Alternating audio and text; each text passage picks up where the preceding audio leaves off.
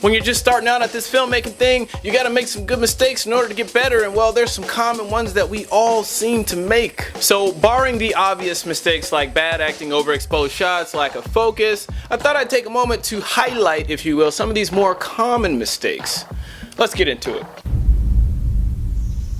So one of the more common problems are characters that lack clear goals, or worst case, they don't have any goals at all. If you want to tell a story that an audience can follow along with, then you need to have a character that has a clear goal. If your audience doesn't understand what your character or your characters are trying to do, then they're going to get confused and then they're going to get bored. Undercooked scripts are another common problem. You know, the scripts that have a lot of loose ends and nothing completely weaves together and makes sense. This usually happens because people are rushing and they're not taking enough time to get feedback, and they're not rewriting the scripts to make sure that they're as strong as they can be. They just want to jump off into shooting and making a movie. And although that's the fun part, you want to make sure that you have a really strong story so people understand what you're making. So before you press record, make sure that script's as strong as it can be. We're gonna dress nice tomorrow. I'm getting this year's most dedicated. Huh? The western side. Okay, I guess that's where I can't hear what they're saying.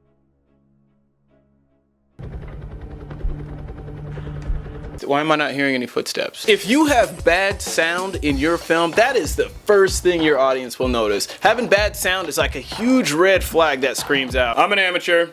This guy. Yeah, audiences really don't tolerate bad sound. For instance, if you were to go out and shoot a movie and you shot it completely horribly, but you had great sound quality, audiences will tolerate that because then they'll just assume that the movie was just supposed to look like shit. But if you went out and you made your film and you killed it, great image quality, great lighting, pristine compositions, but your sound quality was horrible, they will not tolerate it. They'll just assume that you're an amateur who doesn't know what the hell he's doing. You gotta get that sound right. Give it just as much attention as you do those visuals. Get your mics as close to your actors as you possibly can. Get nice, clean sound.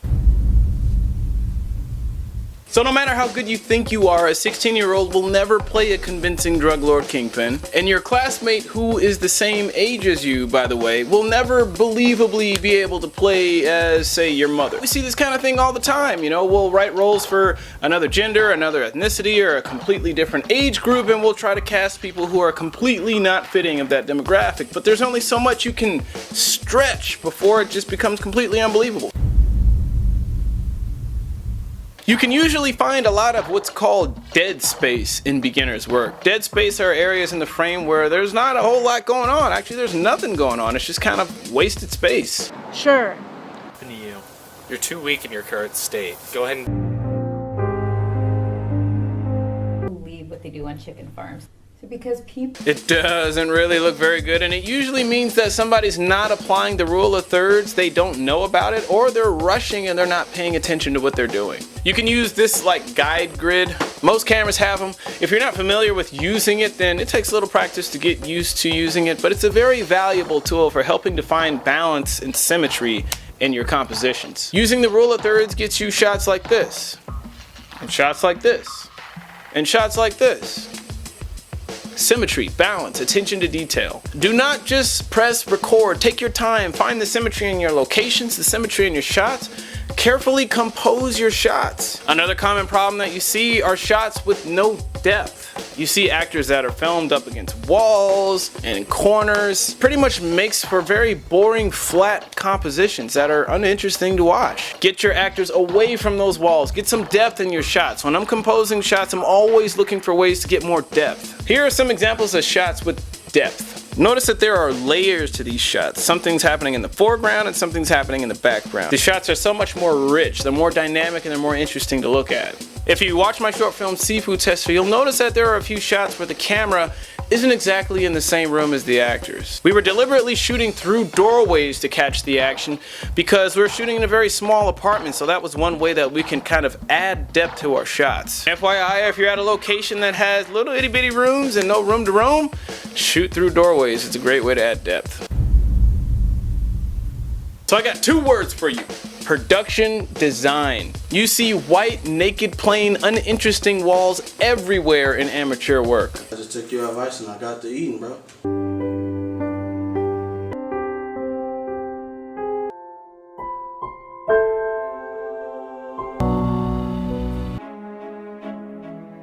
This is my coworker Sharni.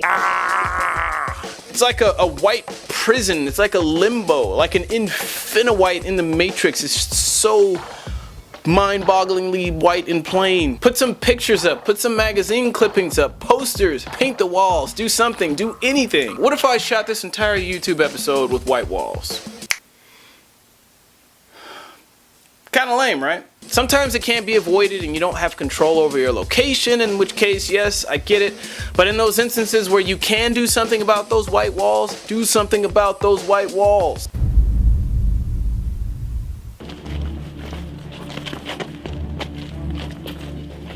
Okay, what just happened?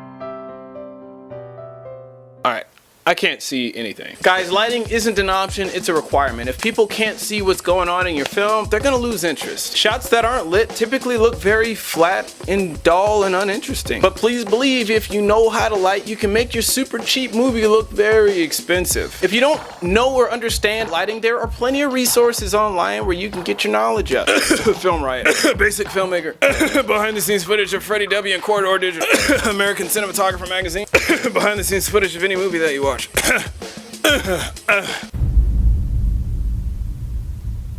Insert shots are when you cover a small piece of action that's in the same scene from a different angle or a different focal length, usually kind of to flesh out a scene. Typically, close-ups of small details make up the bulk of insert shots. Noobs tend to have unnecessary insert shots in their work, kind of like this one. We can already see her reaching for the glasses. We don't need a close-up of her hand actually grabbing them. I mean, if her hand went out of frame and then back with glasses, then we could put two and two together that she grabbed a pair of glasses. What makes it so unnecessary is it's relatively unimportant to the scene. It's not adding anything to the scene. There's no added tension, no added information, no added anything. Close-ups are a very powerful tool and you must use them very selectively, because every time you use a close-up, you're telling your audience this: you gotta pay very close attention to this thing right here. Super important. Look at it, it's important, look at it. You paying attention? You paying attention? So if you keep showing your audience close-ups of unimportant things, then sooner or later they'll stop paying attention to your close-ups. And then they'll probably stop paying attention to the rest of your movie too. Now, if we knew that those glasses were in fact a bomb that was gonna blow up in her face, then it would be nice to get a close-up of her grabbing the glasses, because that would build tension.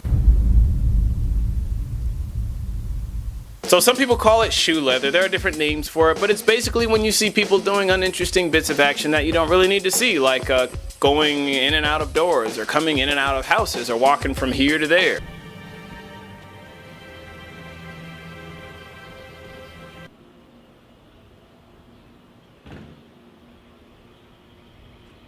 You know, she had the nerve to tell me to look. You see that? Sounds about right. Lingering on uninteresting bits of action can really slow your movie down. We don't need to see your characters physically walk from place to place. A lot of that excess movement you can cut out and nobody would miss it. And the pacing would be nice and faster, more snappy. So there is way too much standing around going on. You see it all the time, characters having a long conversation, standing or sitting in one place, and not only is this boring to watch, but it's also unnatural. You ever notice how much professional actors move around in Hollywood movies? They rarely stand in one place for a long period of time because they use motion to help tell the story. Put on my key. I just gotta call the office before they go. Joe, you're gonna be real proud of me. I got good news. Ted. Yeah, 1 second, let me just do this. Movement works wonders. When you move your actors around, it helps keep your scene alive and energized. You'll be surprised at how much more active your scenes become when you really utilize the power of motion. Get your actors moving. Get them doing stuff. Get them active. If you got a scene in the kitchen, then don't just have your actors standing there like mannequins talking. Have one of them, fix a grilled cheese sandwich or something, and have the other one get something out of the refrigerator. Make up business for them to do, but have them do something, because nobody ever just stands in one place and does nothing while they're talking.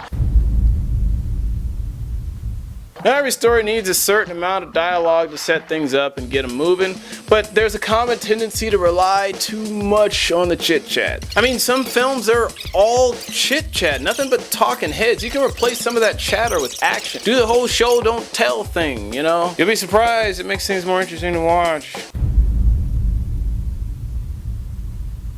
So there are a glut of films out there that consist of just action for the sake of action, and that gets very redundant and boring very quickly.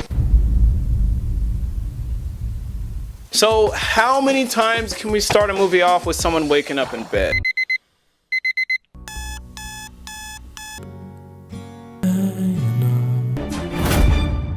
physical world is transient.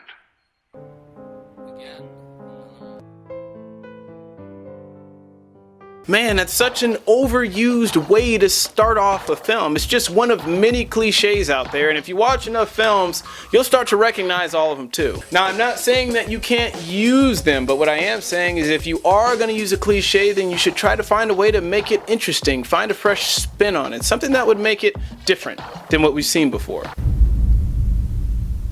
Now, which would you rather watch? This?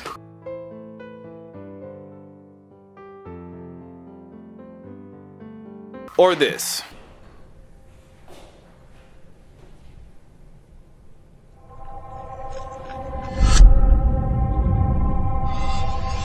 Probably the second one, right? Because it's more interesting, right? One sets up a mystery with the whole business with the mask, and then the other one is just some dude waking up. Pay particular attention to the first few moments of your film. You need to grab your audience with something interesting, because if you don't grab them at the beginning, they might not stick around to watch the rest of your film.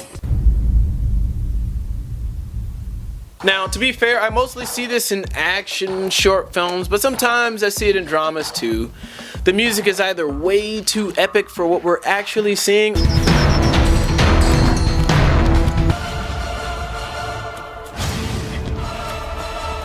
or the music just plain doesn't fit.